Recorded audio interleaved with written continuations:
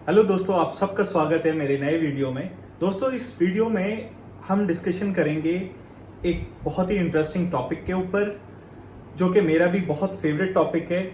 और उस टॉपिक को स्टार्ट करने से पहले मैं बताना चाहता हूँ अपने बारे में थोड़ा सा।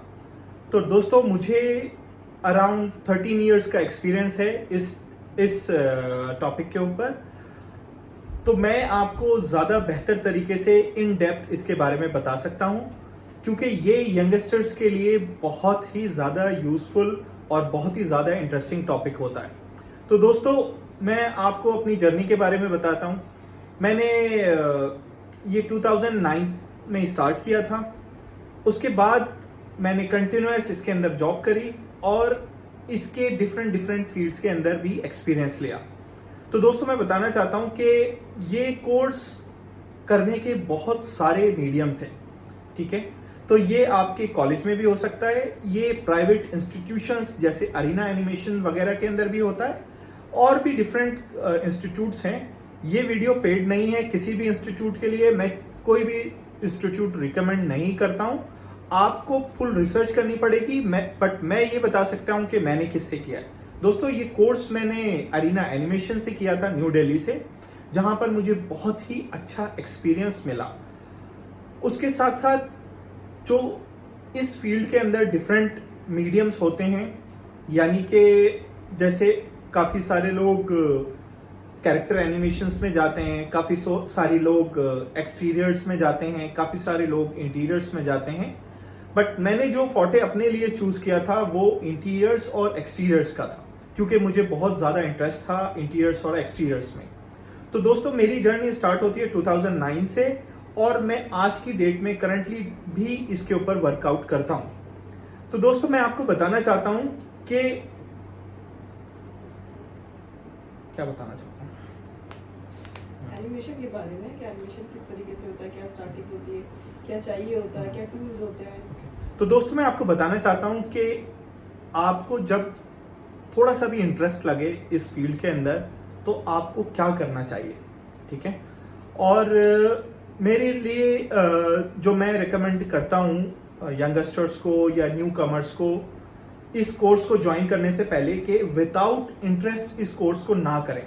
अगर आपका इंटरेस्ट इस कोर्स में नहीं है या कुछ क्रिएटिव करने का नहीं है, तो आप इसको बिल्कुल भी ज्वाइन ना करें। क्योंकि मैंने जब ये कोर्स किया था, जब मैं कर रहा था, तो मैंने काफ़ी सारे स्टूडेंट्स को देखा जिन्होंने किसी के रिकमेंडेशन या घर वालों के प्रेशर में आके इस कोर्स को ज्वाइन किया, और विद इन 1 और 2 मंथ्स ही वो कोर्स से आउट हो गए, क्योंकि उनका इंटरेस्ट ही नहीं था। क्योंकि ये इतना ज़्यादा इंटरेस्टिंग और इतना ज़्यादा प्रैक्टिकल वर्क का कोर्स है कि आपको इसमें बहुत ज़्यादा इन्वॉल्वमेंट दिखानी पड़ती है। आपकी क्रिएटिविटी बहुत अच्छी होनी चाहिए। नहीं भी होगी तो कोई इशू नहीं है, आप कुछ दिनों के बाद वो, जब आप ग्रुप में रहते हो, जब आप चीज़ें क्रिएट करते हो, तो आपकी क्रिएटिविटी इंक्रीज होने लगती है। बट मैं आपको ये रिकमेंड करूंगा कि अगर आपका इंटरेस्ट इस कोर्स में नहीं है, तो आप इसको ज्वाइन बिल्कुल ना करें, ठीक है। ओके, तो ये कोर्सेज कब कर सकते हैं आपको जैसे मैंने बताया, आप बैचलर्स के बाद भी कर सकते हो। कुछ कॉलेजेस इसको अपने ऑलरेडी करिकुलम के अंदर एक्टिव रखते हैं, करवाते हैं, और आप इसको प्राइवेट इंस्टीट्यूशन से भी एप्टेक से कर सकते हैं, जैसे कि अरीना एनिमेशन या मैक हो गया। तो दोस्तों, मैं बताना चाहता हूं कि इस कोर्सेज के अंदर क्या क्या आपको सीखने के लिए मिलता है। ये जो 3D एनिमेशन का कोर्स है, इसमें आपको क्या क्या सीखने को मिलता है। दोस्तों, इस वीडियो में मैं आपको स्क्रीन के ऊपर कुछ नहीं दिखाऊंगा, मैं आपको सिर्फ एक इंफॉर्मेशन दूंगा। मेरी अदर वीडियोस जो आने वाली हैं, उसमें मैं आपको प्रैक्टिकल्स भी करके दिखाऊंगा कि किस तरीके से इसका इंटरफेस होता है, क्या होता है, इसके अंदर कौन कौन से सॉफ्टवेयर्स आपको सिखाए जाते हैं। तो आज मैं जिन सॉफ्टवेयर्स की बात करूंगा वो 3D मैक्स होता है, फोटोशॉप होता है, आफ्टर इफेक्ट्स होता है, जो कि वीडियो एडिटिंग के लिए यूज होता है, और ये चीजें मेरी लाइफ के अंदर आज भी यूज हो रही है। तो दोस्तों, मैं आपको बताना चाहता हूं कि इस कोर्स के अंदर आप कैसे स्टार्ट करें, कैसे इसको फर्दर लेकर जाएं, कैसे जॉब ज्वाइनिंग करें, किस तरीके से आपको जॉब्स मिलेंगी, स्टार्टिंग में क्या होता है, और कितनी जल्दी इस कोर्स के करने के बाद आप कोई भी जॉब ज्वाइन कर सकते हैं। तो दोस्तों, मैं आपको बताना चाहता हूं कि आप इस कोर्स को ज्वाइन करें विद इन 2 to 3 मंथ्स आपका स्टार्टिंग एक इनिशियल पीरियड होता है जिसमें आपको ग्राफिक्स वगैरह सिखाई जाती है।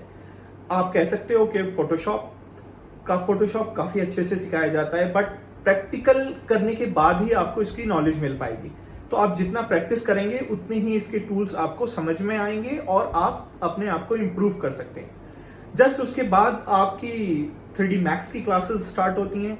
3D Max के अंदर आपको चीज़ें सिखाई जाती हैं, बहुत बेसिक चीज़ें सिखाई जाती हैं, छोटे छोटे जैसे प्रॉप्स जिनको हम बोलते हैं। प्रॉप्स यानी टेबल, कुर्सी, स्टेयर्स और वॉल्स खड़ी करनी, ठीक है। उसके बाद वहां तक आपको पता नहीं होता कि आपको कौन सी फील्ड चूज करनी है। जैसे जैसे ये कोर्स आगे बढ़ता जाता है आपका इंटरेस्ट डेवलप होता जाता है।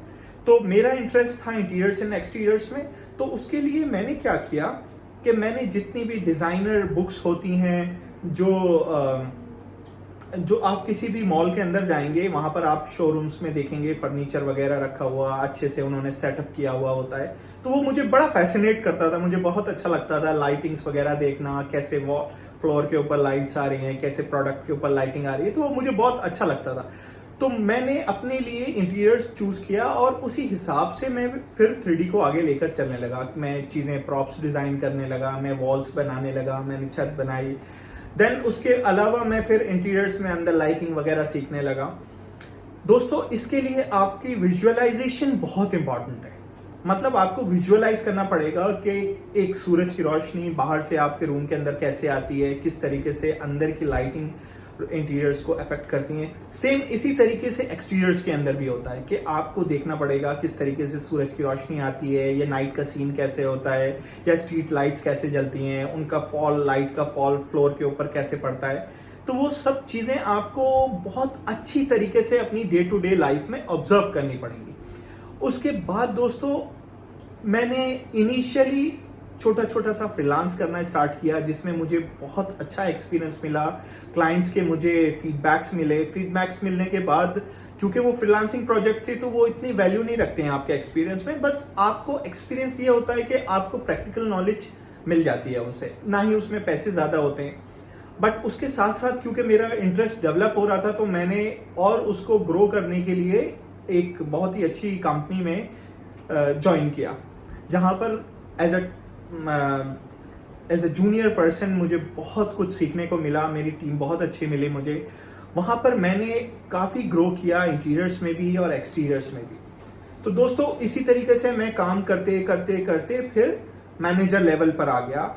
तो दोस्तों मेरा बताने का मकसद ये है कि अगर आपका किसी भी फील्ड के अंदर इंटरेस्ट है 3D ज्वाइन करने के बाद, तो आप उसको ग्रो करें। ग्रो के साथ साथ आप किसी प्रोडक्शन हाउस में ज्वाइन करें, और प्रोडक्शन हाउस यहाँ तक आपको सैलरी या चीज़ों के बारे में, पैसे के बारे में सोचने की जरूरत नहीं है, क्योंकि आपकी ये लर्निंग पीरियड है। अगर आपने लर्न नहीं किया तो आपने आगे फिर अर्न नहीं किया।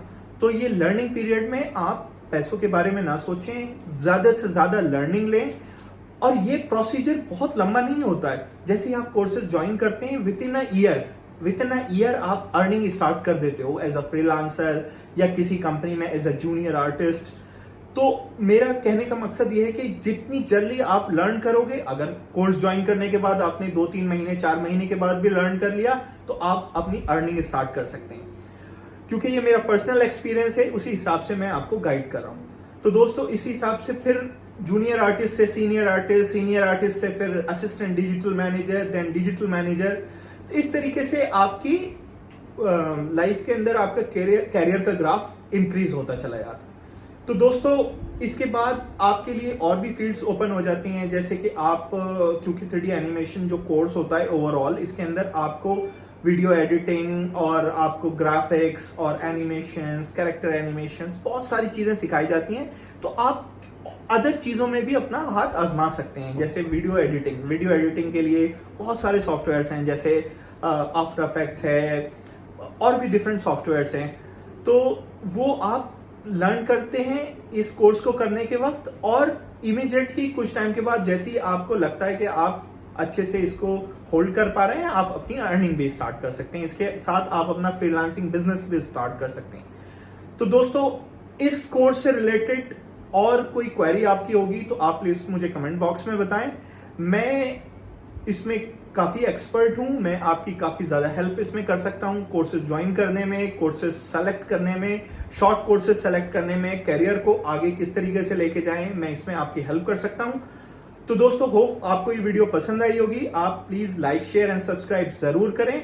मैं आपके लिए, आपकी हेल्प के लिए ऑलवेज रेडी हूँ। प्लीज़ मुझे कमेंट करें मेरे कमेंट बॉक्स में। Take care.